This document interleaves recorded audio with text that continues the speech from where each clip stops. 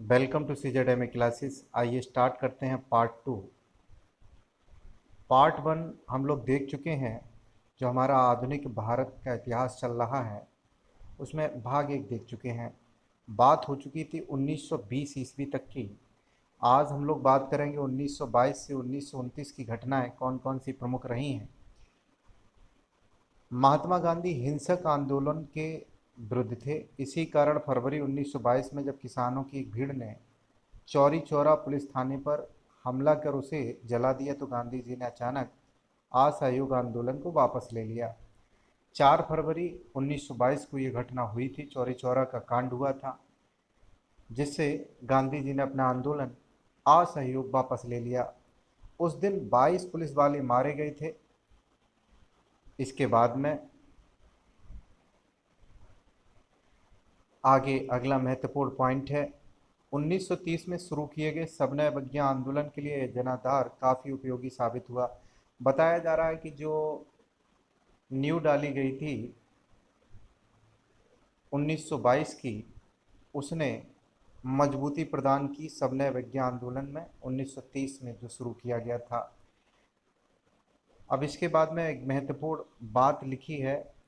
भारतीय communist party और हिंदुओं के संगठन राष्ट्रीय स्वयंसेवक संघ RSS की स्थापना 20 के दशक की दो महत्वपूर्ण घटनाएं थीं। तो CPI communist party of India यहाँ बन गई थी, RSS बन गई थी इसी दशक में। अब यहाँ चित्तरंजन दास जी का एक चित्र दिया है। स्वतंत्रता आंदोलन में चित्तरंजन दास एक मुख्य नेता थे। वह पूर्वी बंगाल में एक वकील थे। असहयोग आंदोलन में वे काफ़ी सक्रिय रहे। साइमन कमीशन का विरोध कर रहे हैं तो साइमन कमीशन गो बैक के काफ़ी नारे लगाए गए। क्यों साइमन कमीशन का विरोध हुआ, इस सब के बारे में यहाँ बताया गया है। 1927 में इंग्लैंड में बैठी ब्रिटिश सरकार ने लॉर्ड साइमन के अगुवाई में एक आयोग भेजा। आयोग को भारत के राजनीतिक भविष्य का फैसला करना था। इस आयोग में कोई भारतीय प्रतिनिधि नहीं था, इसीलिए इसको गोरा आयोग के नाम से जाना गया। जब कोई भारतीय होगा ही नहीं, भारतीयों की समस्याओं को आप हल करने चले हैं, भारतीय उसमें होगा नहीं, तो कैसे आपको पता लगेगा क्या समस्याएं हैं। तो इसीलिए Simon commission go back, Simon commission go back, ऐसे नारे वहाँ लगाए गए।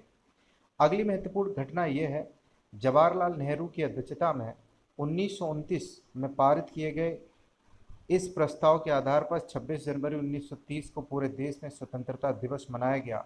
अब शहीद आजम भगत सिंह का एक कोटेशन है, बहरे कानून को सुनाने के लिए धमाके की ज़रूरत होती है, इंकलाब जिंदाबाद। ये कम्युनिस्ट विचारधारा से प्रेरित थे।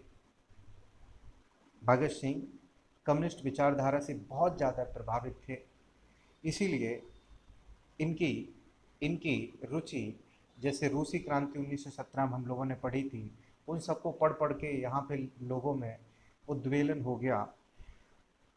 तो इन्होंने कई प्रकार की योजनाएं बनाई और उनमें से एक योजना थी कि जहाँ इन लोगों को बंद कर दिया गया था कोर्ट रूम के अंदर, तो इनकी बात को कोई सुन नहीं रहा था। अपनी बात पर ध्यान दिलाने के लिए खाली टेबलों के ऊपर ये लोग बम फेंक देते हैं। तभी ये बात लिखी है, बहरे कानों को सुनाने के लिए धमाके की ज़रूरत होती है।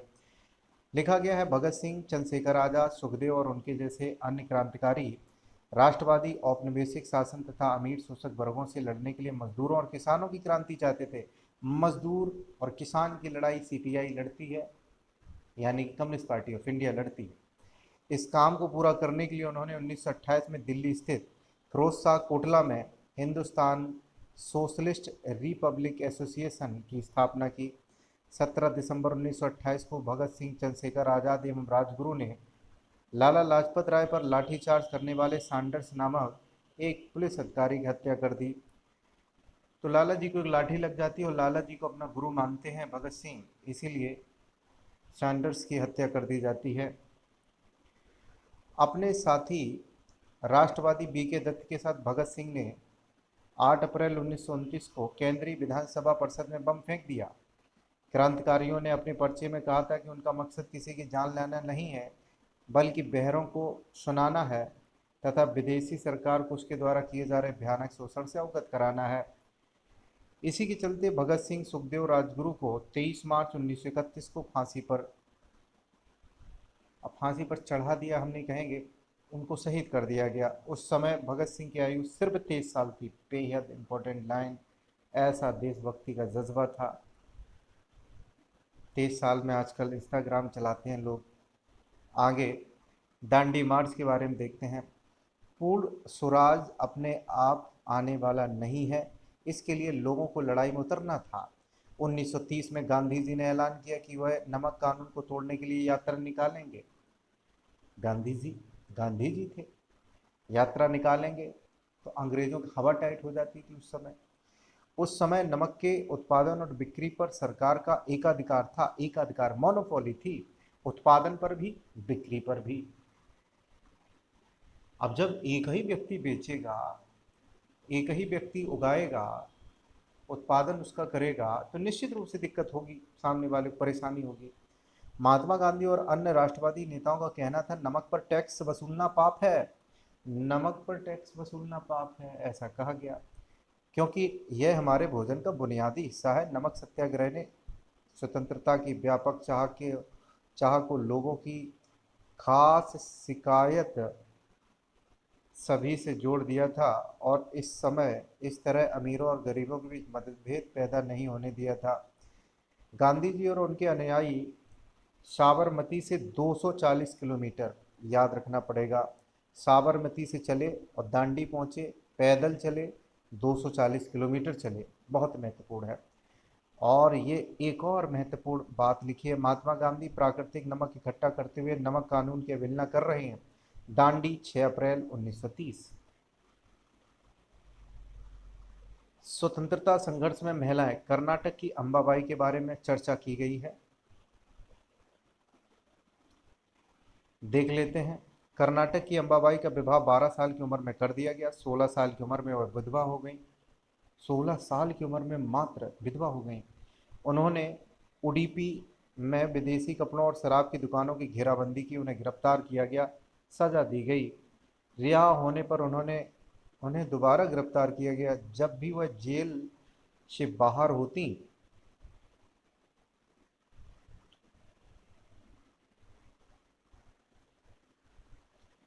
बाहर होती सभाओं को भाषण देती, बुनाई कताई सिखाती और प्रभात फेरियों का आयोजन करती। अंबाबाई ने इन्हें अपने जीवन में सबसे सुखद क्षण मानती थी, क्योंकि ऐसे क्षणों में उन्हें एक नया मकसद और प्रतिबद्धता दिखाई देती थी।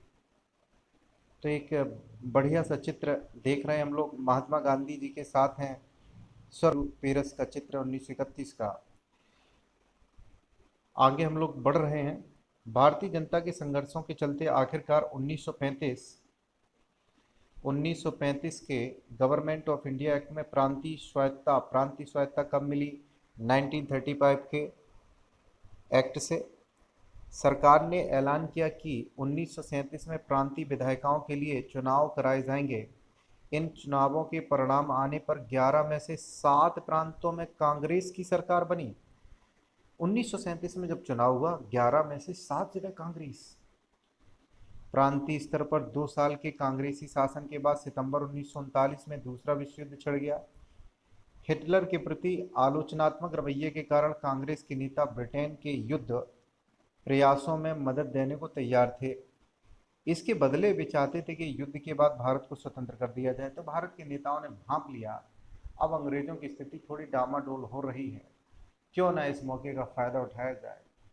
कहा कि हम आपकी मदद करेंगे। द्वितीय विश्व युद्ध में भारतीयों ने कहा, जिसके बदले हमें स्वतंत्रता चाहिए। अंग्रेजों ने यह बात नहीं मानी। अंग्रेज ऊपर लेवल वाले खराब व्यक्ति थे, वो खून चूसना चाहते थे, यानी कि वो एक व्यापारी थे। और प्राइवेट निजी लोग क्या करते हैं, निजी लोग गरीब जनता से 40,000 का काम कराएंगे, तब 8,000 9,000 पेमेंट करेंगे, वही स्थिति थी इनकी। लेकिन क्या हुआ, अंग्रेजों ने बात नहीं मानी, तो कांग्रेसी सरकारों ने विरोध में इस्तीफा दे दिया कि हम, भाई जो शासन आसन हमारा 7 जगह चल रहा है वो हम छोड़ रहे हैं, जब आप बात ही नहीं मान रहे हैं। अब इसके बाद में एक महत्वपूर्ण लाइन है, 1920 की दशक की शुरुआत से ही राष्ट्रीय आंदोलनों में सक्रिय सरोजिनी नायडू दांडी यात्रा के मुख्य नेताओं में से एक थीं। भारतीय राष्ट्रीय कांग्रेस के अध्यक्ष पर पहुंचने वाली वह पहली भारतीय महिला थी। 1925 में कानपुर में अधिवेशन हुआ था।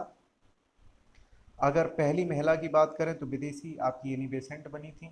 इसके बाद में भारतीय पहली महिला अध्यक्ष थी कांग्रेस की सरोजिनी नायडू। वीर लाखन नायक को फांसी दे दी गई। 30 के दशक में नवरंगपुर कांग्रेस उड़ीसा के अध्यक्ष बाजी मोहम्मद लिखते हैं, उन्होंने लिखा है, लटका दिया गया फांसी पर इनको, किनको? वीर लाखन नायक को। ये देखिए आप, कितना बीभत्स चित्र है। अंग्रेज टोपी लगाए खड़े हैं। ये देखिए हमारे भारतीय गिरे हुए हैं।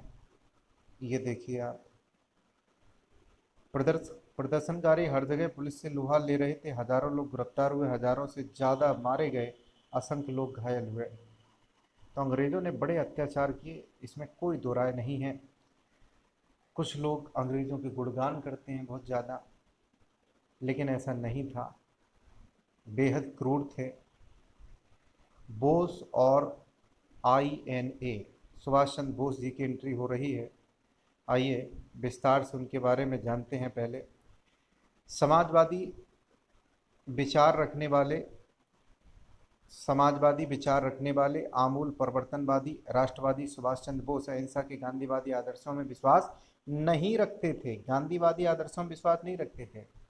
ये लोग रिक्वेस्ट खेलते थे, गांधीवादी विचारधारा वाले।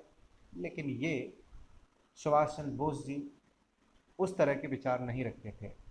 इनकी महात्मा गांधी जी से बहुत ज़्यादा नहीं आपस में बनती थी। उसका कारण था, पट्टाभी सीतारमैया हार जाते हैं चुनाव, बोस जी जीत जाते हैं लगातार। पट्टाभी सीतारमैया के बारे में आपने पढ़ा होगा, 1937 का वो हरपुरा अधिवेशन 1938 का होता है, तब इस प्रकार के मतभेद थे। राष्ट्रपिता के रूप में गांधी जी का सम्मान जरूर करते थे। जनवरी 1941 में उन्होंने बिना किसी को बताए कलकत्ता को छोड़ दिया और जर्मनी के रास्ते होते हुए सिंगापुर पहुंच गए। भारत को अंग्रेजों के नियंत्रण से मुक्त कराने के लिए उन्होंने वहां आज़ाद हिंद फौज, इंडियन नेशनल आर्मी INA का गठन किया। 1944 में आज़ाद हिंद फौज ने इम्फाल और कोहिमा की ओर से भारत में प्रवेश करने का प्रयास किया, परंतु यह अभियान सफल नहीं हुआ। INA के सदस्यों को कैद कर लिया गया और उन पर मुकदमे चलाए गए। देश भर में तमाम तरह के लोगों ने आज़ाद हिंद फौज के सिपाहियों पर मुकदमा जो चलाए गए उनके खिलाफ लड़े। अपने इंडिया के जो वकील थे बड़े बड़े। भारत छोड़ो और उसके बाद की स्थिति क्या थी, स्टार्ट यहाँ से करते हैं। सबसे पहले अंग्रेजों ने बर्बर दमन का रास्ता अपनाया। 1943 के अंत तक 90,000 से ज़्यादा लोग गिरफ्तार किए गए। लगभग 1,000 लोग पुलिस की गोली से मारे गए। अब बताइए, 1,000 का आंकड़ा दिया है, आप सभी जानते हैं यहाँ हजारों मारे गए होंगे, आंकड़े कम होते हैं। बहुत सारे इलाकों में हवाई जहाज़ों से भी भीड़ पर गोलियां बरसाने का आदेश दिए गए। बताइए, ऊपर से गोलियां बरसा रहे थे अंग्रेज। फिर उनका गुणगान किस लिए करते हैं कुछ लोग। परंतु आखिरकार इस विद्रोह ने ब्रिटिश राज को घुटने टेकने को मजबूर कर दिया। स्वतंत्रता और विभाजन की ओर देख लेते हैं। 1940 में मुस्लिम लीग ने देश के पश्चिमोत्तर तथा पूर्वी क्षेत्रों में मुसलमानों के लिए स्वतंत्र राज्यों की मांग कर दी। रहमत अली, एक चौधरी रहमत अली थे, उन्होंने पाकिस्तान शब्द दिया। मोहम्मद अली जिन्ना ये लगातार मांग कर रहे थे पाकिस्तान पाकिस्तान पाकिस्तान, क्योंकि लालची जिन्ना था। ये लालची ना होता तो आज देश का बंटवारा नहीं होता। लालच था इसके अंदर, मुसलमान हमारे अलग चलें, उसकी अलग ही मांग थी। मुस्लिम लीग ने उपमहाद्वीप के मुसलमानों के लिए स्वायत्त व्यवस्था की मांग क्यों की थी, पूछा गया है। 1930 के दशक के आखिरी सालों से लीग मुसलमानों और हिंदुओं को अलग अलग राष्ट्र मानने लगी थी। बताइए, 1930 से ही ऐसा चल रहा था। चल तो वो आपका रहा था 1906 से ही, जब मुस्लिम लीग बन गई थी। इनको अधिकार दे दिए गए थे अंग्रेज़ों की तरफ से। अंग्रेज़ कभी नहीं चाहते थे कि ये देश ये देश स्वतंत्र होगा। वो जानते थे, वो चाहते थे कि हमारा ही ऐसा ही राज चलेगा, ऐसे ही हम लोग डिवाइड करते रहेंगे और आगे अपना हुकूमत जारी रखेंगे। एक चित्र दिया गया जिसमें मौलाना आज़ाद और कांग्रेस की कार्य समिति के अन्य सदस्य बैठे हैं, गांधी जी बैठे हुए हैं। सेवाग्राम 1942 की एक तस्वीर है। मक्का में इनका जन्म हुआ था। पिता बंगाली और माँ अरब मूल की थी। मक्का में जन्म हुआ था इनका। पिता बंगाल के थे, माँ अरब की थी। बहुत सारी भाषाओं के जानकार, इस्लाम के विद्वान और वहादते दीन यानी सभी धर्मों की बुनियादी एकता के हिमायती थे। हिंदू मुस्लिम एकता के पक्के हिमायती थे। उन्होंने जिन्ना के दो राष्ट्र सिद्धांत का विरोध किया। तो आंसर पूछा जाएगा क्वेश्चन ऐसे कि जिन्ना के दो राष्ट्र का विरोध मौलाना किसने किया था? मौलाना आज़ाद ने, अबुल कलाम आज़ाद, आप सभी जानते होंगे।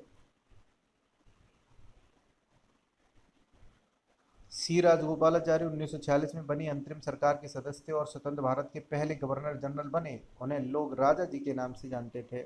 उनका चित्र दिया गया है। ये है भैया जिन्ना और ये है अपने गांधी जी। जिन्ना ऐसा लग रहा है ये एफिल टावर जैसा लंबा है, बड़ा ही शातिर व्यक्ति। इसकी वजह से न जाने कितने लोगों की जानें गई हैं जम्मू कश्मीर में। दुष्ट आत्मा ना होता तो निश्चित रूप से देश डिवाइड नहीं होता।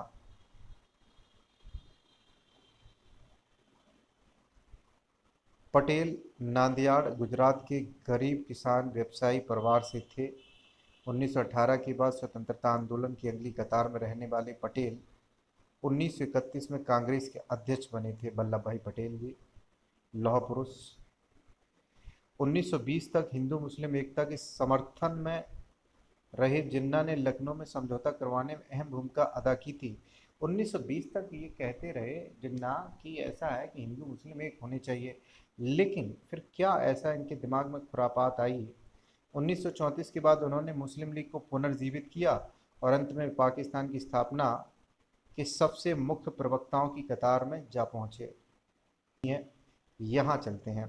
1937 के प्रांतीय चुनाव संभवतः इससे भी ज़्यादा बड़ा कारण थे। इन चुनावों में मुस्लिम लीग को इस बात का यकीन दिला दिया था कि यहाँ मुसलमान अल्पसंख्यक हैं और किसी भी लोकतांत्रिक संरचना में उन्हें हमेशा गौड़ भूमिका निभानी होगी। मुसलमान यानी मुस्लिम लीग को लगने लगा कि वो यहाँ पे माइनॉरिटी में अल्पसंख्यक रहेंगे, कभी ऊंचे पदों पे नहीं जा पाएंगे। ऐसा सत्ता का लालच, देश प्रेम तो था नहीं। देश प्रेम होता तो बांटते क्यों जिन्ना, क्यों अलग पाकिस्तान की मांग करते जिन्ना। 1937 में मुस्लिम लीग संयुक्त प्रांत में कांग्रेस के साथ मिलकर सरकार बनाना चाहती थी, परंतु कांग्रेस ने इस प्रस्ताव को स्वीकार नहीं किया, जिससे फासला और बढ़ गया था। इसके बाद में हम लोग महत्वपूर्ण पॉइंट पर चल रहे हैं। ये तस्वीर है खान अब्दुल गफ्फार खान की। ये गांधी जी हैं, ये सीमांत गांधी हैं, फ्रंटियर गांधी इनको कहा जाता है। पश्तून नेताओं में से एक थे। गफ्फार खान को बादशाह खान के नाम से भी जाना जाता था। वह खुदाई खिदमतकार संगठन के संस्थापक थे। यह उनके प्रांत के पठानों में लोकप्रिय शक्तिशाली अहिंसक आंदोलन था। बादशाह खान भारत विभाजन के सख्त खिलाफ थे। 1947 में फैसले पर मंजूरी देने के लिए कांग्रेस के अपने साथियों की आलोचना की थी। बहुत शानदार व्यक्ति थे खान अब्दुल गफ्फार खान। हिंसाग्रस्त पंजाब से आए हुए लोग, ये देखिए आप, लाखों लाख लोग इधर से उधर पलायन किए होंगे। जिस बात का डर था कि भारत में और पाकिस्तान जब बन जाएगा तो लड़ाई दंगे नहीं होंगे, लेकिन ये दावा, ये अनुमान गलत साबित हुआ। लड़ाई दंगे मार काट सब कुछ हुई। 16 अगस्त 1946 को प्रत्यक्ष कार्रवाई दिवस मनाने का आह्वान हुआ। मुस्लिम लीग ने ऐसा आह्वान किया पाकिस्तान की अपनी मांग को मनवाने के लिए। मार्च 1947 तक उत्तर भारत के विभिन्न हिस्सों में हिंसा भी उठ गई। अब इसके बारे